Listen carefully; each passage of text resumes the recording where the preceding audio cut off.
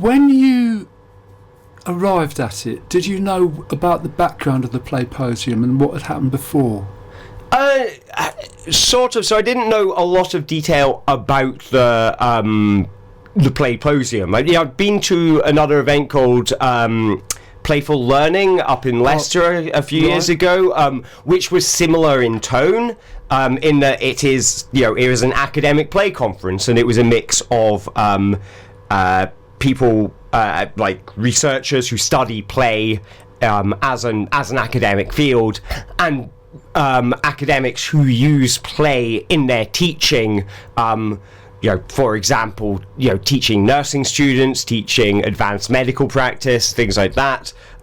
So I knew kind of conceptually what it was, but I didn't know all the details, and I think it was a nice surprise to come to Playposium and just see kind of how, wild and ambitious and experimental it is. As these are all academics, these are all professors who've come to play, and you kind of, you see there's something more going on in academia than you would expect. There are a lot of people who are invested in a kind of learning that gets people out and about, interacting with each other, building human connections, not just sitting in the library, poring over books.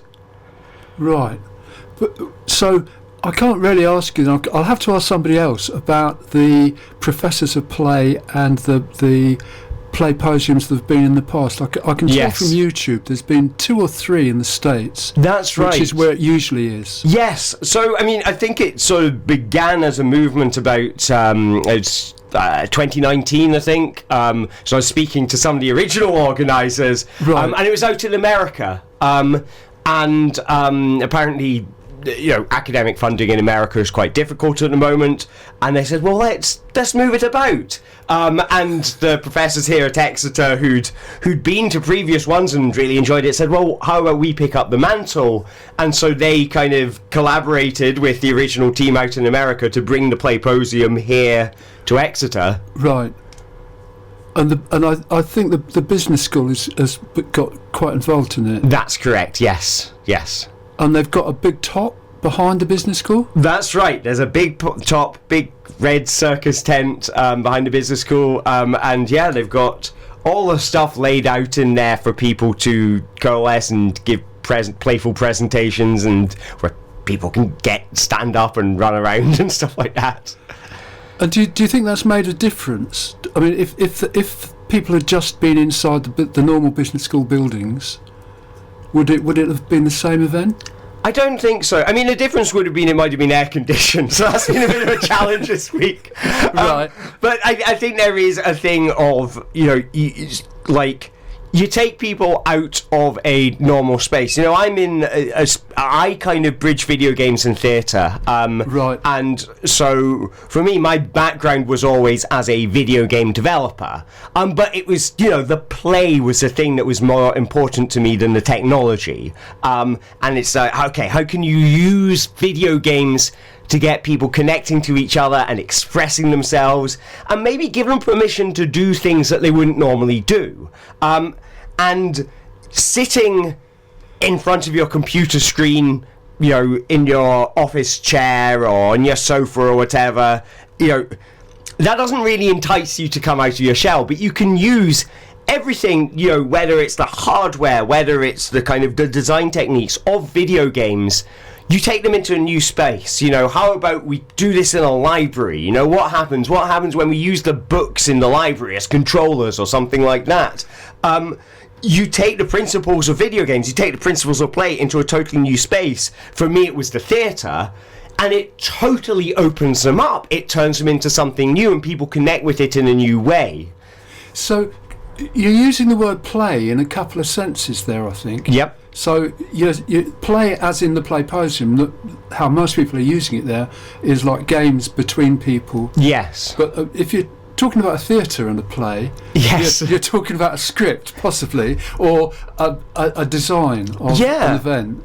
Well, I mean, my own shows are largely improvisational. So I have a structure behind them. So, for example, my date with Pierce Brosnan. So this is... Yes, I thought we would get to that one. Yeah, we would eventually. This is my new comedy show. I'm taking it up to the Edinburgh Fringe this summer. I've just taken it to Brighton Fringe, where it got nominated for the Cabaret Award. I've got a show coming up in Bristol, 23rd of July, at the Bristol Improv Theatre, which I'm very, very excited about. So, my date with Pierce Brosnan, I play Mademoiselle Cafetiere, the most beautiful but alas loneliest maid in Paris. So I'm a French maid and a clown.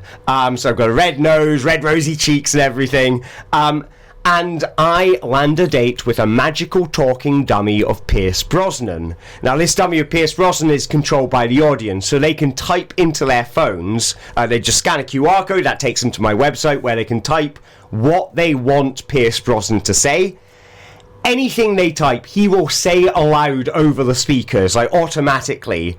And as a clown, I'm improvising, I just respond to whatever he's saying to me, and that creates the material for the date. So the audience are kind of individual, everybody's collectively pushing me in different directions, and I'm kind of constructing a date out of this, but we're all playing together to create the story of my date with Pierce Brosnan.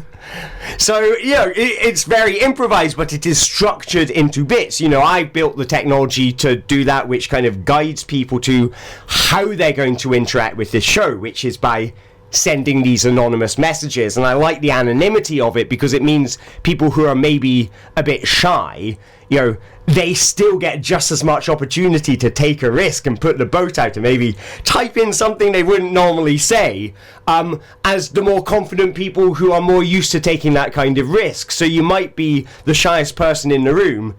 You might get the biggest laugh of the night because of what you type in to get Pierce Brosnan to say. And I like the fact that the technology and the anonymity of it gives people that opportunity. So going back a bit, and I'm sure we'll come back to your next appearance on the stage. Well, it's today, isn't it? It's later today. Oh, yes. For the play posing. Yeah, I've got Pierce Brosnan curled up in a suitcase just behind us beside me. Well, but what I want to ask you was whether the drama aspects, the theatre aspects, come up during the discussion at the play posing, because the impression I've got is that they're mostly people interested in learning or productivity, work situations. Yeah. On how play can be used within training and development or within a course. Yeah. The didn't, apart from you've mentioned a film professor. Yeah. But were other sort of drama or theatre people involved in the events so far that you've come across?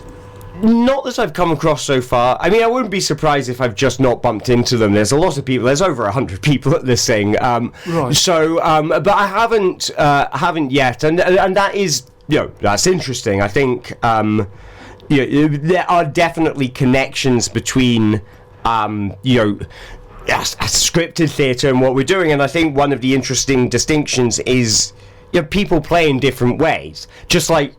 People make theatre in different ways. For me, theatre is a lot about improvisation and the word I'm looking for is, it's the mechanics. It's the sort of relationship with the audience. Right. But for a lot of theatre practitioners, it's about the script. It's the Stanislavski method. You act as if the audience is not there. What is happening on the stage is real life. As a clown, I perform as if I am totally 100% aware that the audience is watching me and I'm bringing them in with me, and that I make no bones about this is made up on the spot. This isn't real. That's clearly not the real Pierce Brosnan, and that's part of what clown is. And so there's many approaches to theatre, there's many approaches to play, and I think what's been quite interesting to see is that for a lot of people, a kind of a more scripted version of play, something where there is a lot more that's kind of structure that's given to you in advance, that for people is a welcoming way into play for people who wouldn't normally see themselves as playful, having something structured like a script, to me as a clown, I'm looking at that and I'm going, no, that's not playful at all. That's not, free and, people aren't discovering in the moment. Well, they are. And the structure of that script, the rigidity of it, is the comforting structure that, gives people license to play. It's okay for me to be a bit silly now because there is something very clear and ordered and structured which tells me I'm in a space where, yes, I am role-playing being a vampire, and it is okay for me to pretend to be a vampire right now because the script tells me that's what I'm supposed to do.